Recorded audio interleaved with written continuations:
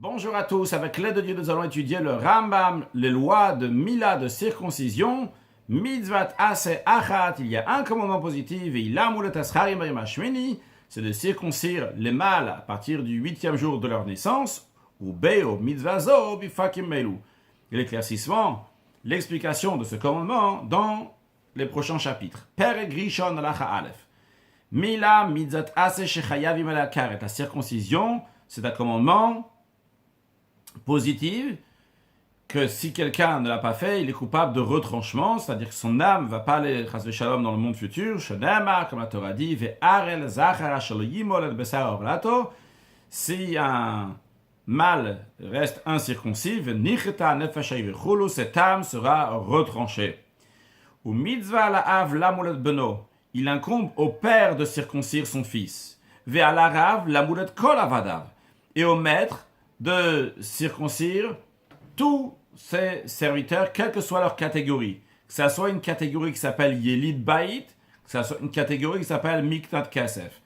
Expliquons et rappelons-nous de ces deux catégories qu'on ne va pas traduire dans la suite lorsqu'on va les revoir plus tard, que le Ram va un peu plus développer. Yelid Baït, littéralement, ça veut dire celui qui est né à la maison. Naître à la maison, c'est-à-dire que le maître, il a une servante. Cette servante a enfanté, donc en étant la servante du maître, donc elle a enfanté cet enfant quand elle était dans la maison du maître. Eh bien, cet enfant-là, donc c'est un serviteur, et cet enfant-là, donc Yelid Baït, il faut lui faire la circoncision. De même, si c'est Miknat Kasef, c'est quelqu'un, il a acheté une servante qui était déjà enceinte. Donc, elle n'a pas conçu et enfanté dans la maison du maître, mais elle a été achetée avec donc un enfant dans elle-même. Ou bien qu'il a acheté une servante avec son enfant.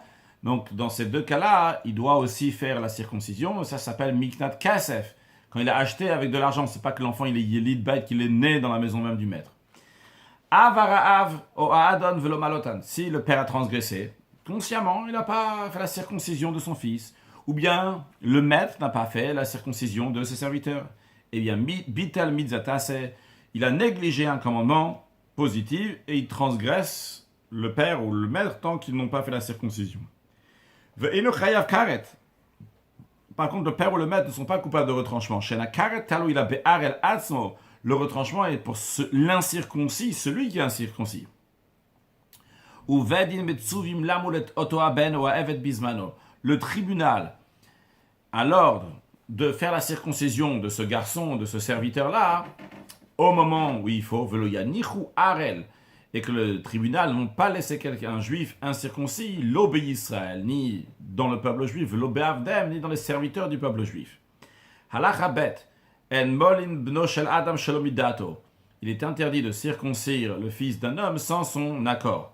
Elaim ken avar venim na lemulo, à l'exception dans le cas où le père donc, a transgressé et n'a pas circoncis son fils. Chez Bedin Malinoto Balkocho, que dans ce cas-là, le tribunal va faire la circoncision de son fils, même contre le gré du père s'il ne veut pas. Ni Talem Bedin. Si le Bedin n'a pas eu connaissance de cet enfant qui n'a pas été circoncis, Velo Maloto, donc ils n'ont pas fait la circoncision, le tribunal s'en est pas occupé. Et bien que chez Yagdi, lorsque l'enfant va grandir, il est astreint lui-même à faire la circoncision. Chaque jour qui passe, depuis qu'il devient majeur, et il ne fait pas la circoncision, il l'annule, il néglige un commandement positif. Mais être coupable de retranchement, c'est uniquement s'il est mort dans telle situation, et que consciemment, il savait qu'il fallait faire la circoncision, il ne l'a pas fait, à ce moment-là, il sera coupable de retranchement, qu'il ne peut pas avoir, chas v'shalom, le olam haba, le monde à venir. Halacha gimel. Echad evet shel nolad birshut Israël, que ce soit un serviteur qui est né dans la propriété du juif. Echad evet an nilkach min hagoyim, que ce soit un serviteur qui a été acheté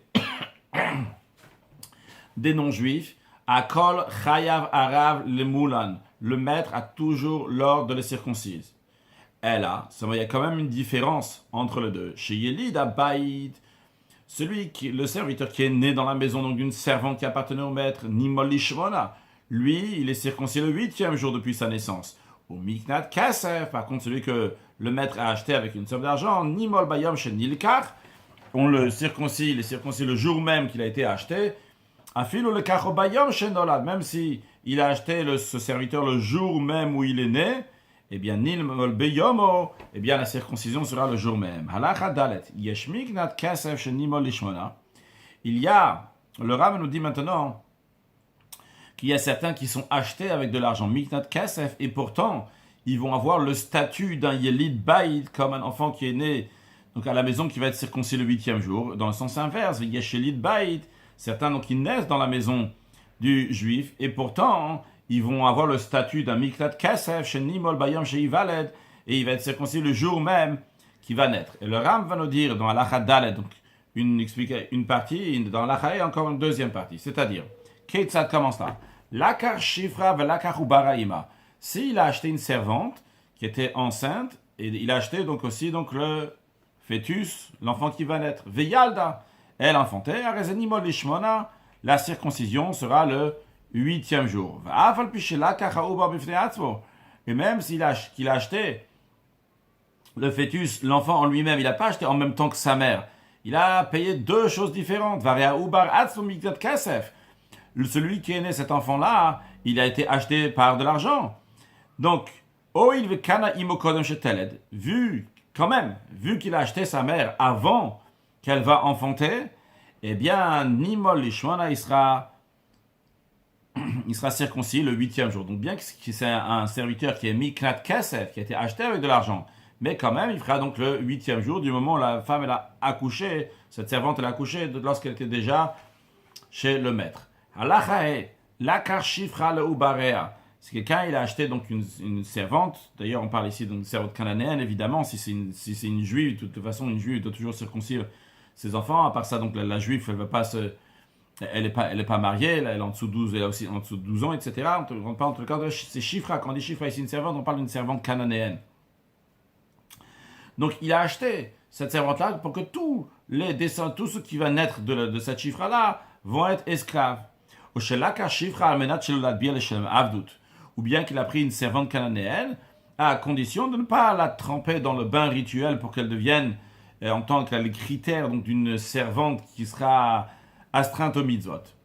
Alors dans un tel cas, même que le fœtus est né dans le domaine, dans la propriété du maître, donc on aurait dû dire c'est un yelid bayit, il est né chez lui, et bien quand même, nimol bayam chez Ivaled, et il fait la circoncision le jour même qu'il va naître. Pourquoi? Car celui qui est né et que sa mère est là uniquement pour amener des enfants esclaves donc au maître, eh bien, c'est comme si qu'aujourd'hui, il avait acheté le jour même où il est né. Donc, il n'est pas considéré un yelid bayit, cet enfant. Sa mère, c'est pas une servante juive. Quand on dit servante juive ici, c'est une servante cananéenne qui s'est trempée au mikvé pour faire certaines mitzvot, donc comme le font les servantes et les serviteurs, que de chez Aben, le yelid bayit, donc il n'est pas considéré un yelid bayit, parce que la mère n'est pas vraiment chez le maître. Elle est là uniquement pour amener des enfants, ou bien elle est là, mais elle ne s'est pas trempée au mikvé pour prendre certains commandements. Non, si cet enfant-là, sa mère, une fois qu'il est né, elle s'est trempée au mikvé tout de suite. Dans ce cas-là, cet enfant sera circoncis le 8e jour, et non pas le jour même où il est né, si sa mère s'est trempée au mikvé après qu'il est né.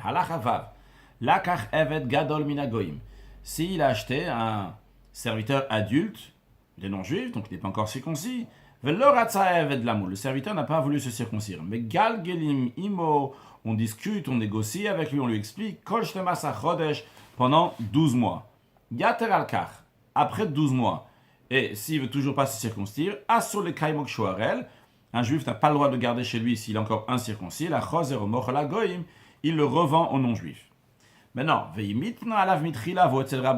le serviteur avait fait une condition, quand il était encore chez son maître précédent qui était un non-juif, et avant qu'il va aller chez le juif, il a dit chez le yam ou l'auto.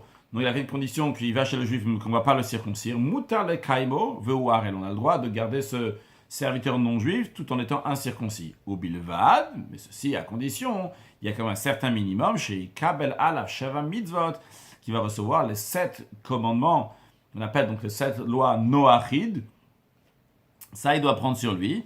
Veille Toshav, il va avoir le même critère, le même statut qu'un étranger résident, c'est-à-dire c'est un goy, donc il ne fait pas l'idolâtrie, etc. Donc qui applique les 7 lois Noachid. Avalim lo kibela la sheva mitzvot. S'il ne prend pas sur lui de faire les 7 lois Noachid, il est immédiatement exécuté. Encore un point, le Rambam nous rajoute, le peuple juif peut accepter un étranger résident avec tous les critères que la Torah donne à un étranger résident uniquement lorsque le jubilé s'applique, c'est-à-dire uniquement lorsque tout le peuple juif se trouve sur terre d'Israël. À ce moment-là, le jubilé s'applique, et à ce moment-là, l'étranger résident peut être accepté, accueilli par le peuple juif avec tous ces critères. S'il n'y a pas le Yovel, il n'y a pas le jubilé, évidemment, le non-juif aussi va faire les 7 lois Noachid, mais en tous les cas, il n'y aura pas tous les critères d'un Ger Toshav.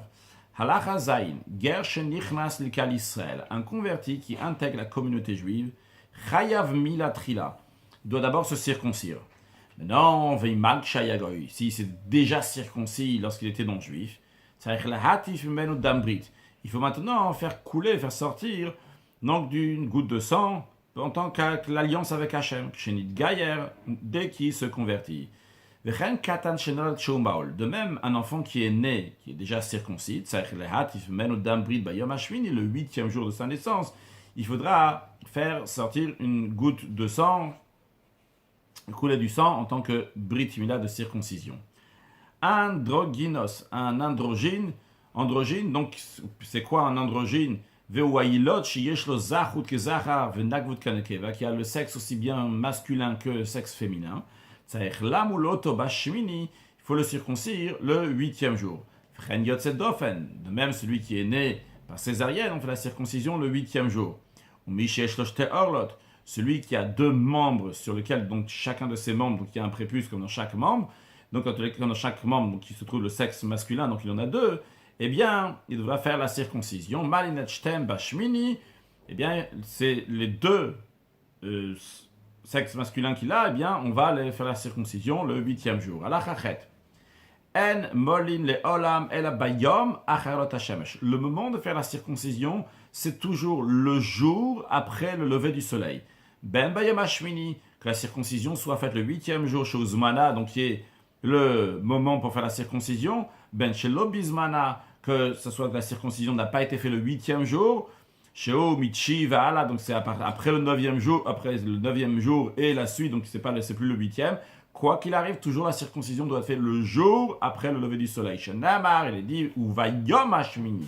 La Torah dit le jour numéro 8, on va lui faire la circoncision. Vayom Velo Balayla. On apprend ça, donc c'est le jour et non pas la nuit. Vimal Mishala Mudashachar. Si quelqu'un a fait la circoncision alors que c'était avant le lever du soleil, mais c'était après l'aube, kasher, c'est valide la circoncision. Il n'y a pas besoin de faire couler du sang encore pour accomplir le moment de la circoncision. On n'a pas besoin de faire couler du sang après. C'est considéré une bonne mila, circoncision, même si ça a été fait après le lever du jour, donc à partir de l'aube. Toute la journée, elle est valide pour faire la circoncision, mais quand même, mitzvah lahagdim. Il est bien de devancer, de le faire le plus tôt. Bitrila tayyab au début de la journée. Pourquoi? Parce qu'on a une règle que zrizim, magdim, les mitzvot, ceux qui sont zélés, s'empressent pour accomplir les commandements. Donc le plus tôt qu'on peut faire, dès le matin, on fait la circoncision. Halachatet. Mila bizmana docha et hashabat. Une mila qui est faite en son temps, le 8e jour, eh bien repousse l'interdiction de Shabbat. On n'a pas le droit de faire une blessure pendant Shabbat. Eh bien, ça va repousser le Shabbat, ça va repousser aussi le Yom Tov. Veshelo bizmana, si c'est une circoncision qui n'est pas faite en son temps, donc c'est à partir du 9e jour et la suite. Eina docha lo et Shabbat velo et Yom Tov. Ça ne pourra pas repousser ni le Shabbat, ni les jours de fête.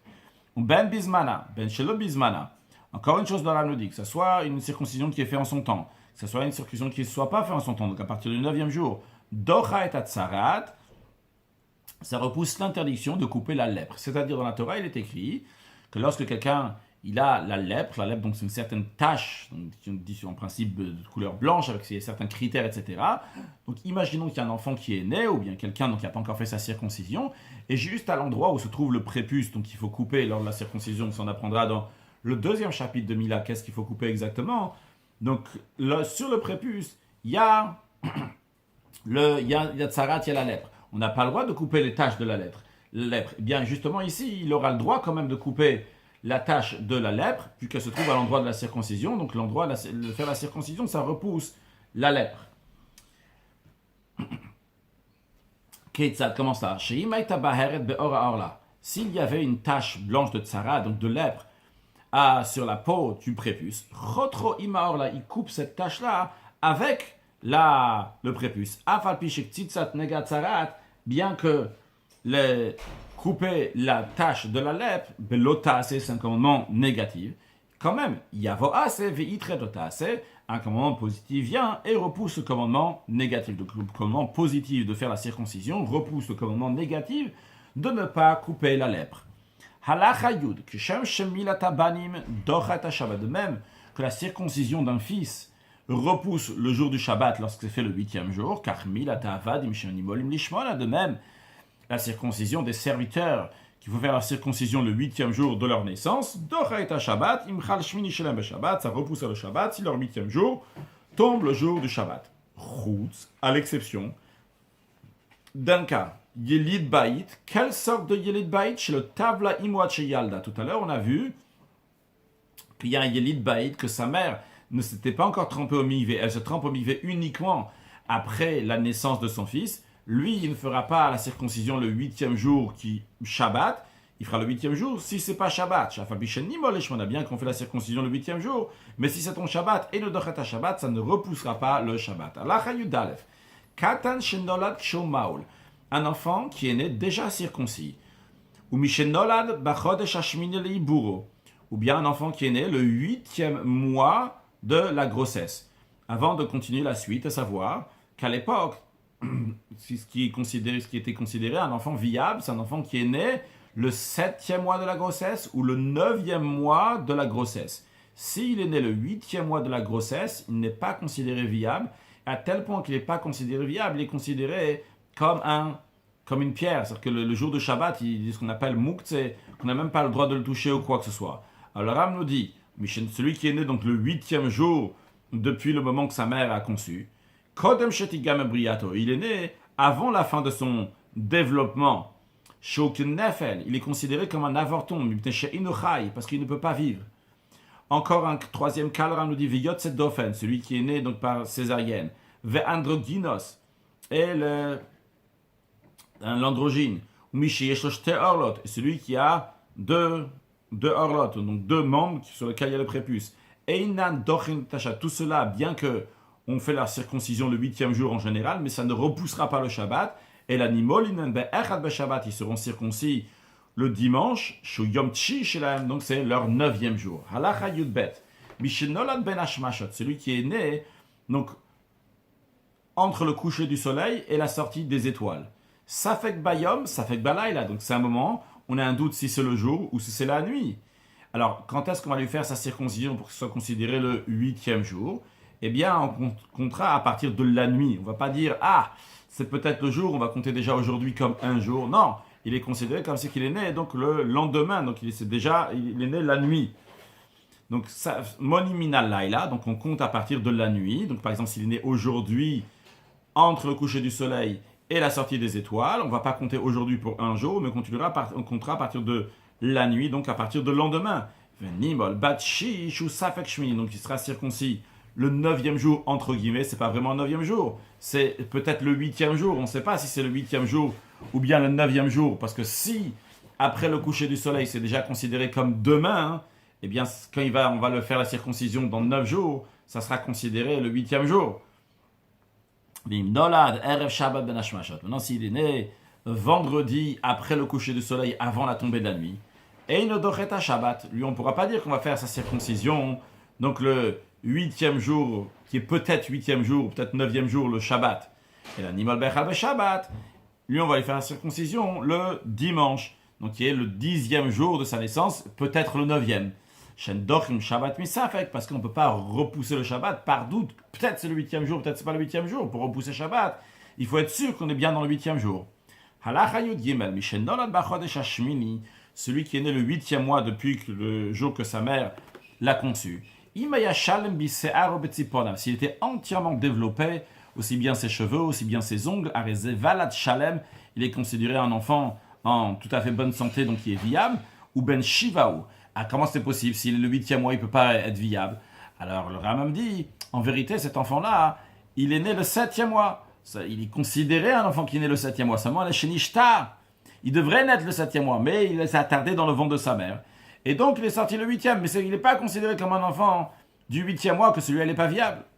La preuve, c'est qu'il a ses cheveux qui sont entièrement développés, ses ongles qui sont entièrement développés, donc il est entièrement fini. Ou mutar le taltelo Shabbat. Donc, on a le droit aussi de le manipuler, de le prendre pendant Shabbat. Il n'est pas considéré comme une pierre, qu'une pierre, on n'a pas le droit de la bouger pendant Shabbat. Donc de la même manière, un enfant qui est né le 8e mois, que c'est sûr qu'il va mourir, qui n'est pas viable, qu'on n'aurait pas le droit de le bouger. Ou molinotobe Shabbat, on a le droit de circoncire le jour de Shabbat. Cet enfant, même qu'il est né le 8e mois, vu qu'il est entièrement développé. S'il est né le 8e mois, il est incomplètement... ses cheveux et ses ongles ne sont pas encore complets. Il n'y a aucun doute donc qu'il est le 8e mois depuis que sa mère l'a conçu. Chez Loayarao, il aurait dû naître le 9e mois. Et il est sorti donc avant d'être fini de développer. Donc il n'est pas viable. Ou le c'est la raison pour laquelle il est considéré comme une pierre. On n'a pas le droit de le bouger pendant Shabbat. Mais quand même, bien que ses cheveux, ses ongles sont incomplets, si on voit que si il a vécu pendant 30 jours, il a le statut d'un enfant qui est viable. Il est considéré à 100% comme tous les autres donc qui sont nés, qui sont en bonne santé. Car si quelqu'un a vécu donc 30 jours, on parle donc Adam, dans le critère donc des fœtus qui sont nés, donc des bébés qui sont nés, ils ont vécu 30 jours, être humain, et non elle n'est pas considéré un avorton. Halacha Yudalet, Mishenolad Bachodesh Hashvi Leiburo, celui qui est né le 7e mois depuis que sa mère l'a conçu. Imnolad Shalem, si il est né entier, tous ses membres, tout ce qu'il faut, Arezevalat Kayama, c'est considéré un enfant viable à 100%, Molimotobe Shabbat, et on le fait la circoncision le jour de Shabbat. Alors, ça fait que Ben Shiva, ça fait que Ben Shmona. Si on a un doute, si c'est le 7e mois depuis que sa mère l'a conçu ou le 8e mois, eh bien, Nimol Beshabbat Mikol Panim, on peut faire la circoncision de Shabbat de deux choses l'une. Quoi qu'il arrive, on peut lui faire. Pourquoi? Im Ben Shiva ou Veshalemu, si c'est le 7e mois et il est entier, il a tous ses membres, il a tout ce qu'il faut, etc. Bedino Sheitre Shabbat. C'est normal qu'il va repousser le Shabbat puisque c'est un enfant qui est viable.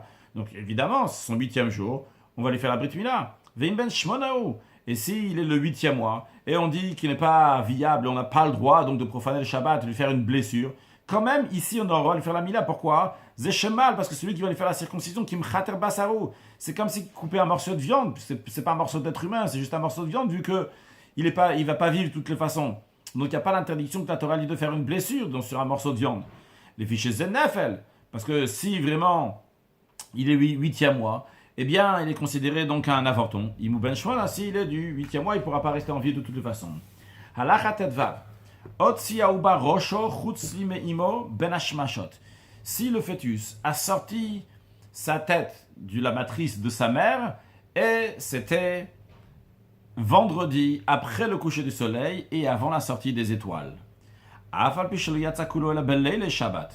Bien que son corps en entier est sorti uniquement une fois que la nuit de Shabbat est arrivée, donc vendredi soir après la sortie des étoiles, quand même, El Molimoto be Shabbat, on le circoncit pas à Shabbat, du moment où il a sorti sa tête, il est considéré déjà qu'il est né, et quand est-ce qu'il a sorti sa tête? C'était après le coucher du soleil, avant la tombée de la nuit.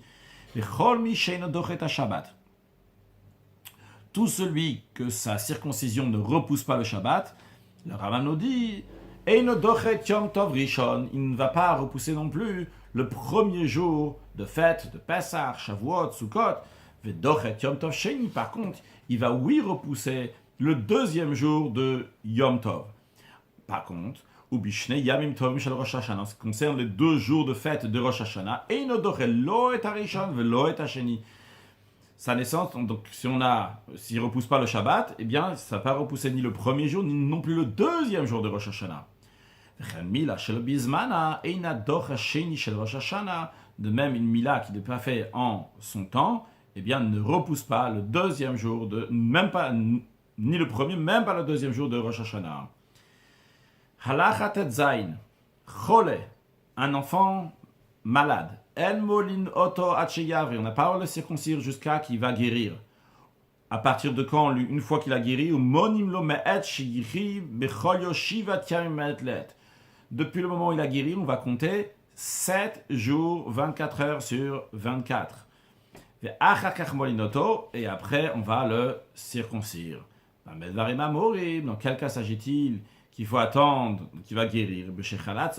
S'il a eu de la fièvre, ou d'autres symptômes qui ressemblent à ça, donc que tout son corps a été malade. S'il a mal juste aux yeux, eh bien on attend donc que ses yeux vont guérir. Pas trop, au moins ils vont guérir. Lorsque ses yeux vont s'ouvrir, vont guérir. Ils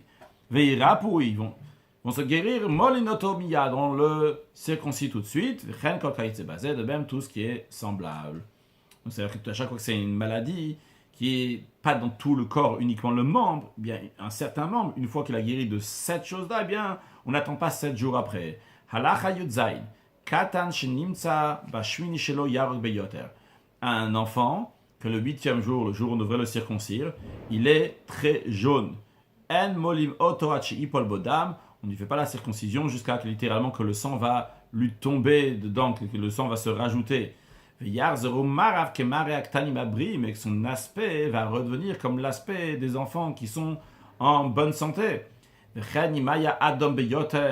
même si l'enfant était extrêmement rouge, comme si on l'avait badigeonné avec du rouge, donc c'est-à-dire que le sang c'est pas encore imprégné entre guillemets dans les membres, il se trouve donc entre la peau et la chair. En molin oton le circoncis pas, balabodamo jusqu'à que ça va être absorbé, jusqu'à que ça va rentrer dans les membres, donc son sang, que son aspect va être comme l'aspect des shartanim, donc des autres enfants, mais chez Zecholi, parce que ça c'est une maladie. Le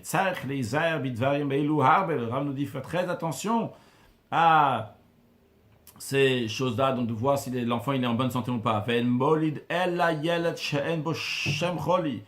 On sait uniquement un enfant qui n'a aucune maladie. Chez Sakanat Nefashot Dochet Akol, car un danger de vie repousse tout.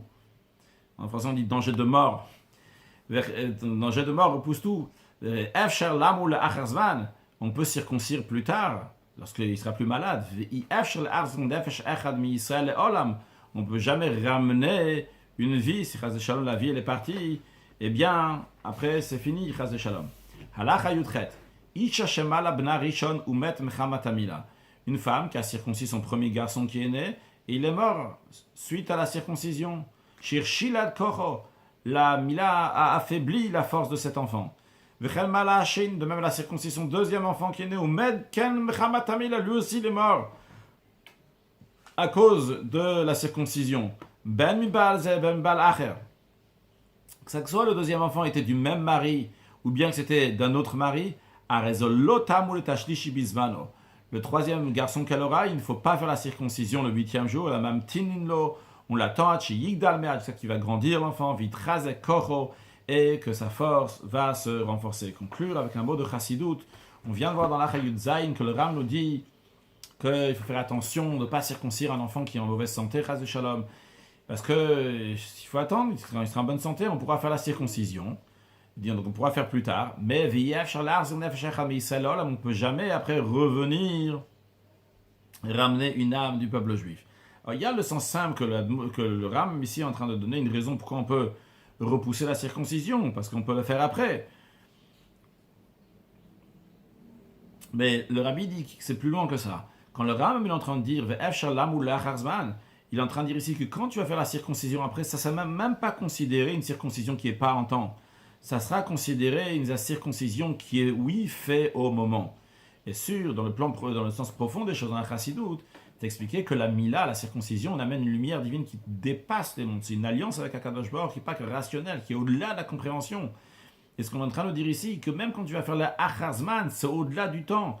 Eh bien, c'est considéré, quand ça arrive le moment qu'il fallait la faire, eh bien, c'est considéré le moment que tu devais la faire. Et dans cet esprit-là aussi, dans le sens profond des choses, le Ram il dit en plus du fait que Efshar Lam ou l'Achazman, on peut circoncire après, quand le Ram il dit